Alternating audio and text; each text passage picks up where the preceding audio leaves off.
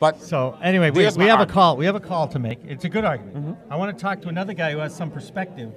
I don't want to say years of perspective, but perspective not unto itself. We're going to call Reiss up, and then I think we're gonna three-way call Mike Reiss once I figure out the microphone cord, because I'm having trouble with the microphone more today than ever before. Oh, look at this! He's calling us. How amazing is that? That's because this guy knows what it's like to time a television show. Reiss, how are you, sir?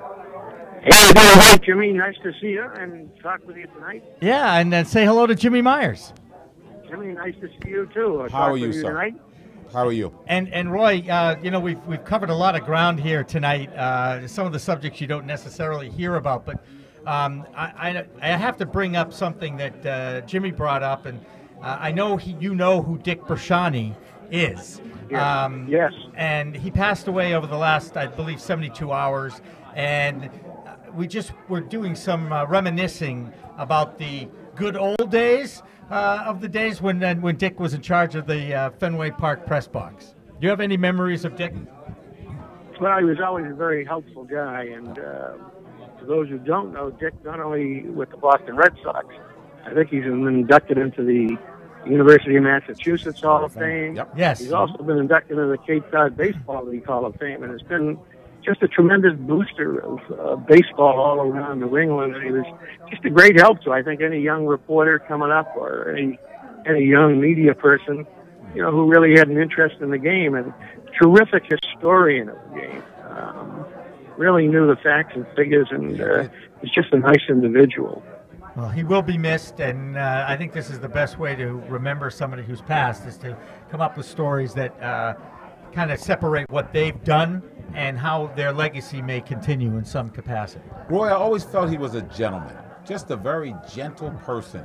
I mean, stand-up guy. I mean, he'd stand up to you if he felt you were wrong about something, but I always felt he was a gentleman. He just, you know, he knew how to handle people, which is such, and I don't know if he really handled people, but he knew how to treat people, which is a major part of that job.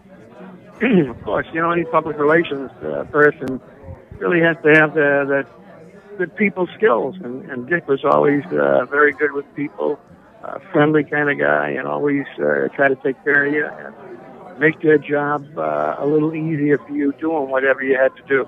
Now, did you hear Roy say public relations? See, I told you. I know. When we were coming up, Roy, it was public relations. Now it's media relations. Whatever. Well, I think there's a distinction now, actually. Yeah, whatever. I really do. Okay.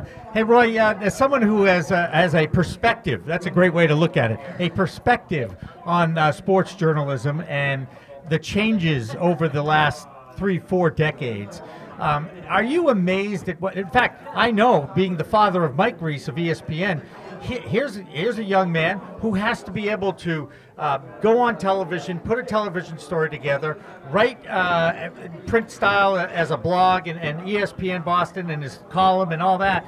There's so many. You can't just be good at one thing anymore. It's funny you say that, really, Jimmy. And Jimmy Myers probably say the same thing when we were growing up in the industry or in the business. You usually did one thing. You had to write, obviously, but you know, you were a TV person. And I tell all the young kids today that I meet, you've got to be multi-talented. You can't just write. You can't just be a play-by-play guy. You can't just be a TV guy, because you've got to do it all. The nature of the job has changed so dramatically, and the media has changed. I mean, back when Jimmy and I were doing television, the newspapers were really vibrant organizations.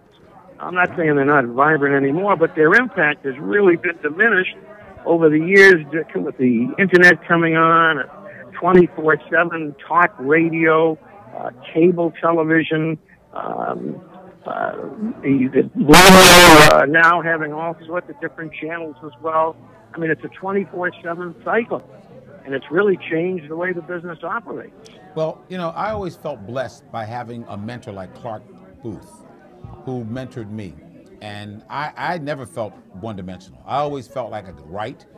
I could definitely do radio or television. So I felt we were a little ahead, because I was doing both at one time, which I felt gave me a tremendous advantage of staying sharp. But today, with blogging and all this other stuff, where people have a tendency to be able to critique your work immediately, it's just a different world. But it doesn't mean that these young people aren't skilled and they're not good at what they do. I don't know if they're as knowledgeable or they study their history as well, whereas they can just pick up a book or go to the internet and get it. Whereas I felt that we had to know a certain amount of history because nobody was out there to help us. If we were writing script, we had to know certain things. See, I wrote my own script. I never had anybody edit it. I never had to have anybody cut my video. So or did anything. I cut the video. And you cut video. Thank you. So and I taught a bunch of people who did these things. Yes, you did. You taught me. You know, okay. I taught everybody along the way. Whereas today, if you go to ESPN, you got, when I first went to ESPN, Roy, back in '81, I used to go downstairs to the videotape room, and they had bays, like 16 bays, and I would actually help the young people edit the packages the way I wanted them edited. Nobody had ever done that before because the talent never went downstairs. They just didn't believe in it. I said, well, this is why we're getting highlights sometimes. Or a young person sitting there, maybe they don't understand what leads to this play. Maybe we need to use 2 plays before. But, you know, they have grown.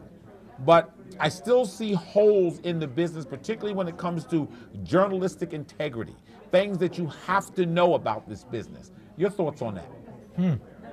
Well, I tell you, Jimmy, when you were talking about doing your own video, one of the stories that comes to mind, you'll remember the Celtics triple overtime game against Phoenix. And I think it was 1976. Yep. June 4th. I was there. June 4th. I think that was a CBS game. Yep, we were there. We were the CBS affiliate. You were the CBS affiliate. affiliate.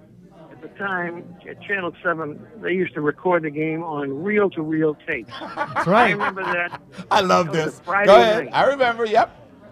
And I had to set up an appointment the next morning because the Celtics, I think, were flying out to Phoenix for Game 7. Game we 6. needed a package for the Game Saturday 6. night news. Yep. I had to set up an appointment with my videotape guy that I loved to work with to clear time because he had to do other things. He wasn't just doing sports. He was doing news, He was right? running the station as well. Yep.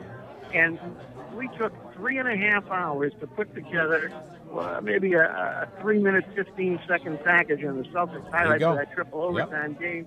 You'd never see that now because it will give you 3.5 minutes to do. Yep. That's you see right. one play. That's you right. might see one play. Okay, here is the game-winning shot, or the 2, and you're never going to see. My package, Roy, my package was like 6 minutes long. That's right. I violated every videotape law that we had. Because remember, Roy, at that time, too, we had rules. You could only go 1:29. You couldn't go 1:30 on a package from CBS or NBC. If you were CBS, I was NBC. So you couldn't go any further than that. And I used to think, well, let me time Roy's package. And if Roy goes 1:32, I'm going to go 1:33. Yeah. Constantly editing things. And you talked about the integrity, Jimmy. You know, I think today what happens with the social media, people just throw out things in the social media. And there's no accountability. No accountability. There's nothing like that, and it's really a shame because, you know, people's reputations can be tainted. Yes. There's just not a lot of truth to the fact. Yeah. And I think the other thing is that you talked about. I'm not so sure that some of the kids coming up today in the media have, you know, sometimes they just step into these jobs at big companies and don't have that. They don't have that training. You know what I mean?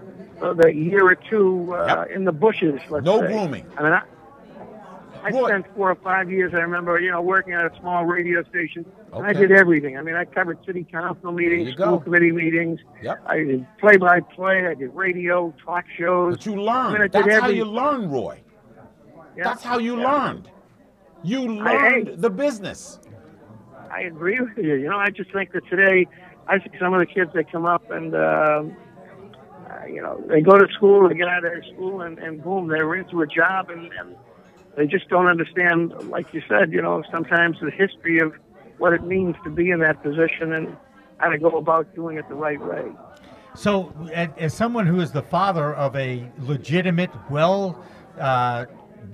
very impressive young man named Mike Reiss, you got to be proud because he's doing it the right way on multimedia platforms, as opposed to what you see on TMZ or reaction to Twitter feeds and all that? Well, I can tell you this. I mean, I'm not, Mike, we talk an awful lot. We've talked about philosophy and how to conduct yourself. And I think that, he's troubled by what he sees and how things are. But I know that one time, I'm going to say 5 years ago, he told me 6 years ago, I want to cover the Patriots, and I want to do it in a way that no one else is doing it. And I think that, he introduced the snap counts. No one else had done that because no one had thought of those things. And he puts the time in, and he reviews films and does things. And I say to him sometimes, I say, Mike, how do you find the time to do all this stuff?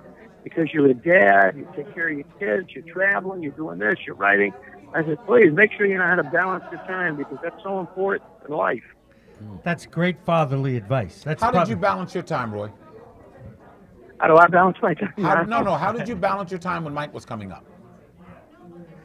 I wasn't as good at it, I got to be honest with you, because I was all into work. I mean, that's all I did was work. That's what we did. I'd go to work, and man, I would just, and Jimmy will tell you, I mean, I don't know how he was, but you get out of the air at 11:30 at night, you just can't go home and go to sleep because you're just so wired. You're not kidding. So jacked up, you know what I mean? It was really hard. Right. Yeah. Oh, no, I went to bed. 2 o'clock was my bedtime back in the day when I worked till 11 o'clock, and I was a young 20-year-old something back then, let's just say. Let me ask you this question, though. You'd work 6-7 days sometimes. Mm-hmm. Right, yep, you got it. It was just a real tough thing, and I really didn't do a good job, I would say, of balancing my time. That's honest, Roy.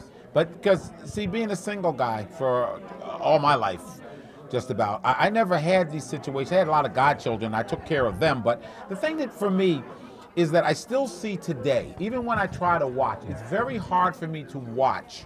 I help break the barrier for sideline reporters, for women, and so forth and so on. And I don't see any of these people that jump out at me that tell me that they're really good at what they do.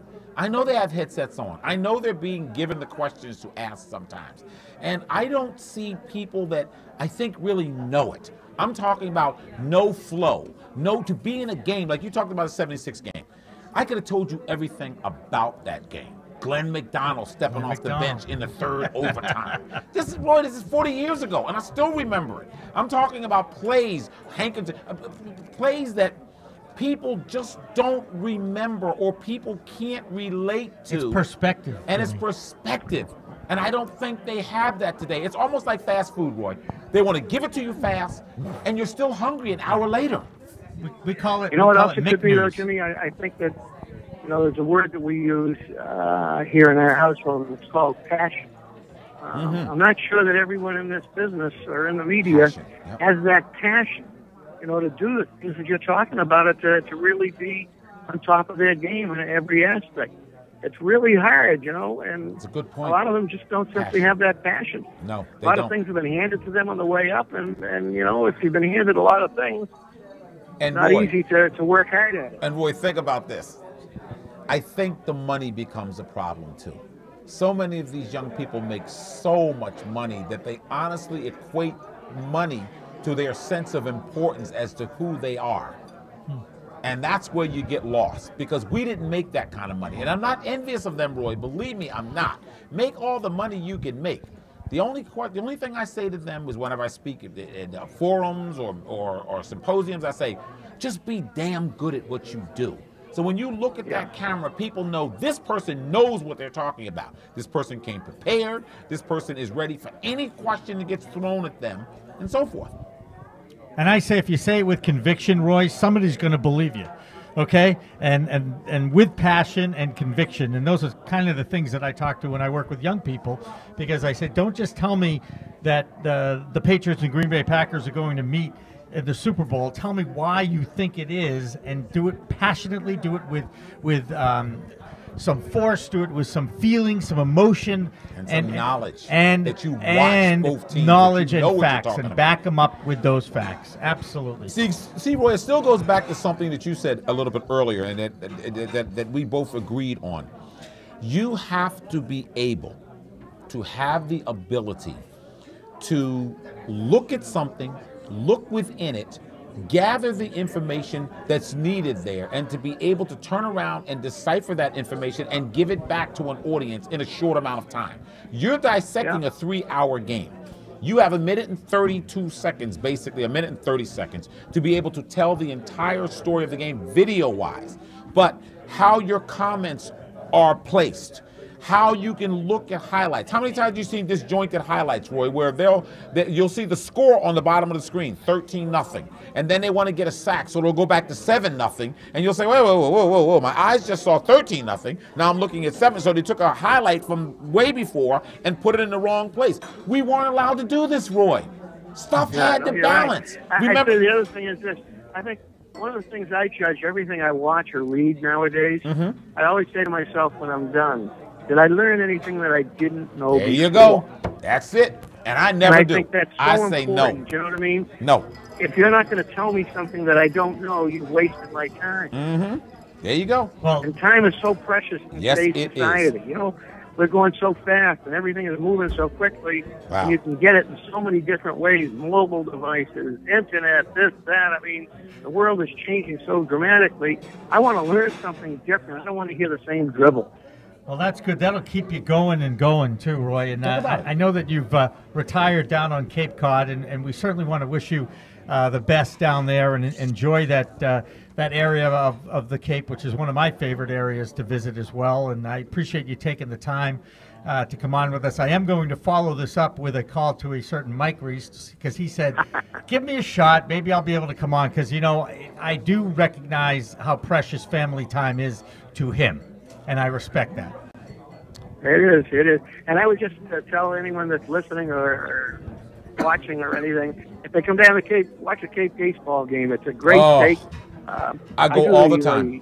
All the time. I go down. I work a lot with the Katuitt Cavaliers. It's one of the beautiful ballparks that you'll ever see. I do the public address for them, and I have a blast, and it's just the greatest. That is awesome. And some of my former students, trainees, and now college students are going to be down there this summer doing play-by-play. I don't know what team Alex Barth is doing, but I know that he's heading down that way. Tom Quinlan had done it before him, and it's sport at its purest form for enjoyment and love of the game. Roy, as you leave us, you still love it, don't you? I do. I love it. I watch a lot of TV. I still read an awful lot. I like to get involved and do things, and if I can do something and it makes me happy, I do it. All right. God bless you, my friend. Hey, be well. Great to talk with you again, Roy, and please keep in touch. Thanks for having me on. You bet. Take care. Good luck, guys. Thanks. Good man. So that was Roy Reiss, a longtime sports guy in the Boston area, and father of Mike Reiss, who covers. We were competitors. You guys were competitors, but how? But respectful competitors. I was going to say. I never got to know Roy when we were on the air. Yeah. Because we didn't fraternize at that time like a lot of sportscasters do today. We didn't get to know each other per se because we were in a competitive business. But, I don't think we ever had 5 or 10 to each other while we were working, because we were too busy trying to win the ratings war, as you called it, or win the popularity of an audience. But he's very talented guy, and he passed it on to his son. Right, and I just texted his son to see if he's available to talk, because I do respect his time with his family. Yes. Mike has always been there for me over the years whenever I've worked with the young people up at Camp Bowercrest. Jimmy, you remember going up there? We're going to give him a call right now, and hang on, because and here we go. This is always an adventure with me, because I push the right buttons. And that's why I don't want to do this. I know, but it's done. It's done. This crazy stuff. It's done. Look at how quickly that was. Huh? I know. 1 ringy dingy, 2 ringy dingies, 3 ringy. Hello. Hey, Mike Reiss, how are you? I'm doing well. How are you? Good. It's Jimmy Young along with Jimmy Myers, and I just want to tell you that we just spent 15 minutes on the phone with your dad. That's great. How was that? That was great. Reminiscing about the, if you don't mind me saying so, the good old days. And there you go. And you know how far back I go with Jimmy Myers, back to the 70s, long before you were even a twinkle in your dad's eyes, let's just say. That's right. So it was fun. Right. Mike, oh, that's great. I appreciate you taking the time out, because one of the things your dad said was he is amazed that you're able to balance your life priorities. and you was that a joke or no? I mean, obviously you do, because I know you're the father of a couple of kids, and you always you have to have the time to make for them. Yes. Yes. And despite the fact that you were in Green Bay last night, I'm taking, right? Yes, that's right. That's right. What time did you get home? Come on. Well, so the Patriots are continuing on, and they went right to San Diego. So I'm actually headed to San Diego because I have to follow them. Gotcha. Well, again, we were talking about that with Roy. Yeah, Mike, how old are your children? I have 5.5 and 2.5, Jimmy. Golden ages. And that's great. You understand, by having a father who did what he did, and your dad was very honest, and it's one of the things that I truly like, when somebody can be honest enough to tell you what their faults were or whatever. He says, I'm not as good as my son is at this time. How do you manage it, Mike? Because 5.5 and 2.5, they miss Daddy when he's gone. I know they must. Oh, good. Make him feel bad now, Jimmy. No, I'm not trying to make it, Jimmy. No, I'm trying to find out from him. How do you balance it, Mike? How do you do it? I'll share with you a conversation I had with Tom Brady at one point within the last year, and he said, life gets pretty simple once you have kids. You do your job, and you put everything you have into your job, and all the time you have outside of that, you put into your family and your kids. So it actually makes it simple. Yeah, but Tom Brady doesn't have your work schedule. See, Tom Brady has days off. Tom Brady has time when he's not practicing. Well, when he's not practicing in off season, you're a sportscaster every single day. So if something breaks, you're going. It's as simple as that. Like Tom Brady, he never takes days off. No, because he loves the game so much, Mike, and his work ethic actually is legendary, and you can see it on the field. Although I think last night, I bet he was pretty critical of his performance last night, because that's the type of competitor he is. No doubt. Could you tell? Yeah. Oh, yeah, just a tad. What were your impressions of last night's game? We've analyzed it a lot over the last 2 hours, both with the younger sportscasters and now with my cohort here, Mr. Jimmy Myers. A lot of people were trying to make this into a Super Bowl preview. It was a good football game, but it wasn't a great football game. How did you see it? Well, I thought it was a great environment for football, first and foremost. And I thought it was two very good teams that, you had to win that game. The team was, the other team wasn't going to lose it for you. And it sort of goes back to something Bill Parcells, I think, once said, before you can learn to win, you have to learn not to lose.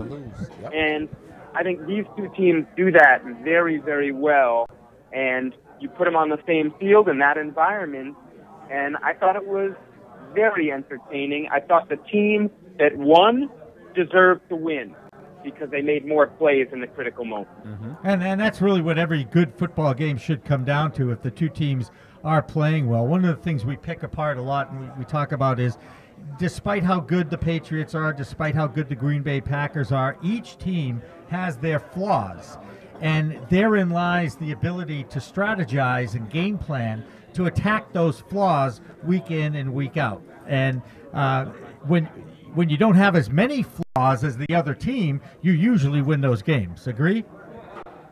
I think that's fair. I mean, the turnovers usually show up, and they're a huge factor. They are. I think specific to the Patriots, after going over the game today, sort of a second time, I think that one thing we're going to have to watch for going forward is how teams attack their, fifth defensive back in the games. I thought they really went after Logan Ryan, and then they went after his replacement, Kyle Arrington, and then they went after his replacement, Alfonso Dennard. So that would be my concern when we talk about flaws, going forward. And yet they have to, because they have the two great cover corners in Browner and Reiss, you take them out of the game a little bit. One good and one great. You take them out a little bit. You take them out a little bit when you play zone, because you want them to man up on the other two best receivers, right? So there's always that chess game. There's always that chess game, and they were working the matchups around last night, trying different things. And, what we've seen in past weeks, teams haven't been able to go to their third option on offense, their fourth option, even their fifth option and beat the Patriots, but the Packers could. And that's why I think, they're definitely worthy of the talk of being one of the best teams in the league, because they had Devontae Adams, a rookie, coming up with big plays, Richard Rodgers, a rookie tight end, coming up with big plays, Andrew Qualis, their other tight end, coming up with some big plays. I mean, it wasn't outside of Jordy Nelson's big catch and run and Randall Cobb having a couple clutch catches. I mean, those guys, relatively speaking, those were just a couple big plays. So I gotta say, credit to the Packers. They really did what I thought other teams haven't been able to do since the Patriots. All right, let me ask you this question then. Let's flip that game. Let's play it in Foxborough, and I bet you it's a different game. I bet you it's a different game, and I don't bet, but I'd be willing to bet you the calls are going to be different, the atmosphere is going to be different, and it's going to be this is a home field league, and that's basically one of my biggest problems, that your truly great teams go on the road and win. When I saw, and I mentioned this to Jimmy, Mike, what I saw of Seattle against San Francisco, if they're on that rhythm and they're finding that mojo, whatever, if they're finding it right now around Thanksgiving, you do not want to play that team. If they play like they played Thanksgiving, the Patriots don't want to play them either. Believe me. On a neutral field, no. It's not, I'm telling you, this is a dangerous team. See, you mentioned good team. There's another level up to be a Super Bowl champion. And they are the defending Super Bowl champions that have gone through all their drama, Percy Harvin, all the other mess. The running back, 24, he's in, he's out, I want to be traded, I want to be this. But somehow, now that they found their way to get to this point, I saw a dangerous rhythm when they were playing San Francisco, that they completely took the 49ers out of that game. I mean, they were gone. They were gone by halftime, Mike. So if I'm seeing that, and I'm saying they could do that to Peyton Manning, they can do that to the 49ers, although Kaepernick is nowhere near Peyton Manning. This team is the type of team now that's going to that next level. Do you think that either one of these teams, the Packers or the Patriots, could go to that next level and match up with Seattle right now? If they had to play right now, do you honestly think they could? I do, Jimmy. I do. I think they could. I don't. I think the point, and I think the point you make that I really like is, if you had asked that question 2 weeks ago or 3 weeks ago, I think we would have said authoritatively yes. But look what Seattle has done over the last couple of weeks to earn your confidence. It took that one game, No, it wasn't one game for me. It was 2 games. But the last 2 I saw them play, they're hitting a rhythm, Mike. And this is a rhythm game. And I'm beginning to look at them and saying, oh, no. If they're finding this now coming down the home stretch, they're not worried about the Cardinals. The Cardinals lost yesterday. They're certainly not worried about the 49ers, because the next time we get the 49ers, we believe that we can beat them. So we look next towards the next toughest opponent. Does Green Bay want to play them even in Green Bay? No. Everybody's saying, let's hope somebody else gets them before we get them. Yeah. Oh, I think it's a very good point. I mean, that team also knows how to win the big game. How to win. But I'm going to tell you, I do, and I love your point about the road wins. I mean, that's when you really find out about a team. And the Packers are much different at home than they are on the road. I mean, it's easy to forget 2 weeks ago, they sort of just squeaked by the Vikings. Barely made it by the Vikings, as you mentioned. Exactly. Squeaked. So I get your point. I guess I'm a believer. I think they have it in them, but I agree with you. They've got to show it.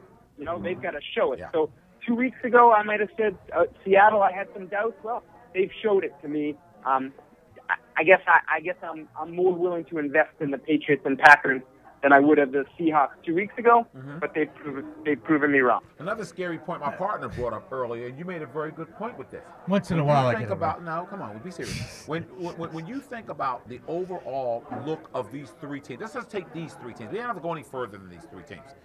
If you play these teams on a neutral field.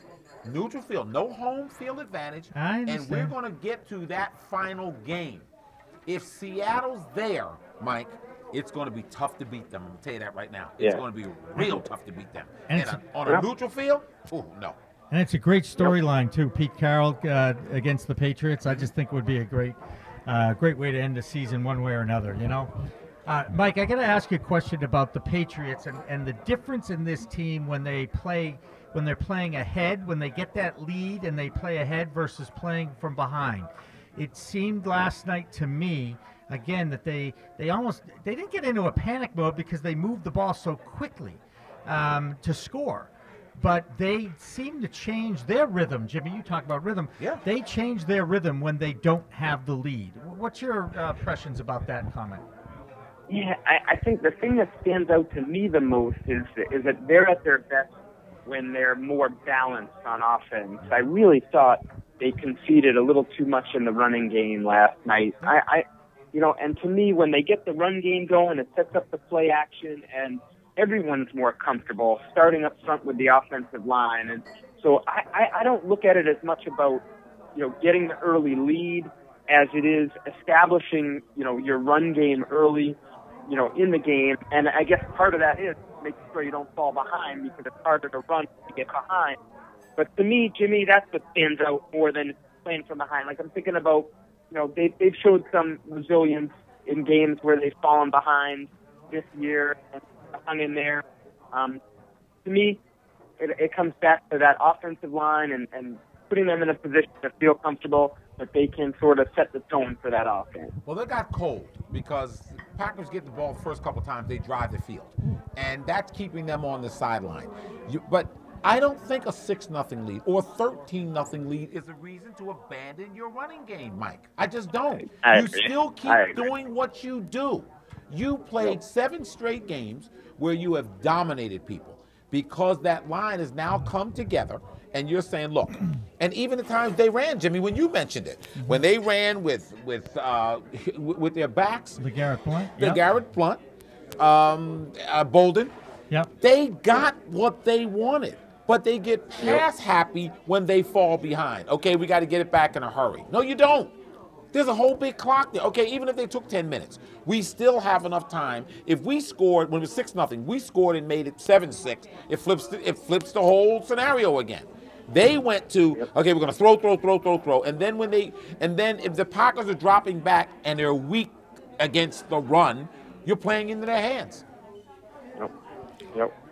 I agree with that, and I don't know if you guys listened to Bill Belichick after the game. I had asked him, if he thought they had gotten away from the run, and he said, he didn't think that was the case, and he cited LeGarrette Blount, averaging almost 6 yards a carry, and that was actually my point. He did average 6 yards a carry. Give him the ball. He only had 10 carries, right? Right. I don't know. Sometimes I feel like, and look, they have all the data and obviously are looking into this a lot deeper than all of us are as to why they make the decisions they do. But sometimes I feel like, there might be a case of almost like paralysis by analysis. You have the 30th ranked run defense in the Packers. Like, take a little shot at them and try to establish that line of scrimmage and power through them. Early in the game, I think it was the second drive of the game. They were only down, 6-0. I think at the That's what I time, said, 6-0. and it was pass. And you're getting pass happy, throwing a ball all over the place instead of saying, look, okay, now we're settled. They've dominated the clock. Now let's just get the ball, drive it down their throats for a little while, and let's see if they can handle what we want to do. Never did. I mean, these guys are supposed to be brilliant tacticians, and they got everything figured out and so forth. And my question is, let's look at the defensive side, Mike, and think about this, and keep this in your mind. Why? I don't care how well my corners cover. Why am I going to let somebody like Rodgers get that much time in the pocket? I've got to send 5. I've got to give him something different to look at. I didn't understand that at all. I just didn't. And to follow up on that, Mike, Chandler Jones is starting to practice. Does his return, he's the only guy I think that I've seen that can actually game in and game out get pressure on that quarterback? He's got the speed. You don't think Ninkovich. so? Because Ninkovich doesn't have the same speed as Chandler he doesn't Jones. have the same speed, but he can put pressure in the pocket. Right. Ninkovich makes big plays, whether he's looping around from the end, coming up the middle, or whatever. Ninkovich is involved in a lot of different things. Then you add Chandler Jones. Then you add the other guys up there. But I'm saying, Mike, I'm not going to sit back and rush 3 or 4 if I'm not getting home at all. They didn't get home at all, Mike. I know. It was really interesting the way they decided to defend him. I mean, at one play in the fourth quarter, they actually rushed 2 defenders. 2 defenders. Right. So they dropped 9 into either coverage or into like a short zone just because they're so concerned with Rodgers' scrambling ability to extend plays. And part of me is watching it over and saying, well, look, this strategy put them in position, that if they made a couple plays, they could have won the game. Can you be that critical of it? At the same time, you say, man, you just love them to send the house like once or twice. Thank you. Say, that's all I said. Let's see if it happens. Thank you. But at the same time, Jimmy, there was one. I have to go back and look at it. There was one play where they sent. Oh, you know what? I think it was actually the Jordy Nelson touchdown. The 45-yard catch and run. They sent 5, so it was 1 extra rusher, and it wasn't even. They didn't even get close. And that's the boom bust risk reward when you send pressure. Right. The problem for me with that, though, is that if you looked at the play, and I know you did, you've looked at it a couple of times. Yep. Reiss stumbled. He made a cut outside. He stumbled. His whole back, he got turned around. That will happen. But at the same time, that play only took 3 seconds for him to get rid of the ball, throw it down the middle. Nobody's going to get there in 3 seconds. But I'm saying, like you said, look, I'm going casino blitz. I'm sending everybody sometimes. And particularly when he got into those situations whereas, I remember a couple times he hit Cobb coming out the backfield. That's great. If you want to run that play, I'll spy him and I'm still sending 5. I'm going to send 5. I might send 6 sometimes because I'm not going to sit back and let you beat me, Mike. You understand? You're going to have to beat me. You got to go down the field to beat me. And he's not beating you deep. He's beating you underneath. The same as Brady. Brady's not beating you deep. So I'm saying the throw deep, he's going to need 4 or 5 seconds. If we can't get there in 4 to 5 seconds, Mike Reiss, we don't deserve to win. If I'm the defensive coordinator, that's what I'm going to say. If we don't get to him in 5 seconds, something bad's going to happen. Or 12 seconds in this case. Well, we don't even want to go there. We don't even want to go there. Mike Reiss, I don't want to take up any more of your time. I really appreciate you taking some time out. Absolutely. And this will be a good half hour. We'll post this up on YouTube for the Reiss family reunions. So the father and the son can listen to each other's points and all that. You guys are a great family. Thank you so much, and keep up that good work, Mike Reiss. Just do me a favor. And take care of those. Take care of those kids. They're the most important part of what you got. I love it, and thanks to you guys for all that you do and have done. For me. So thanks a lot, guys. God bless you. Mike. Thank you Stay so safe. much. Take care. Bye. Okay. Bye-bye. Great guy, very talented young man, and works for ESPN Boston. I've got to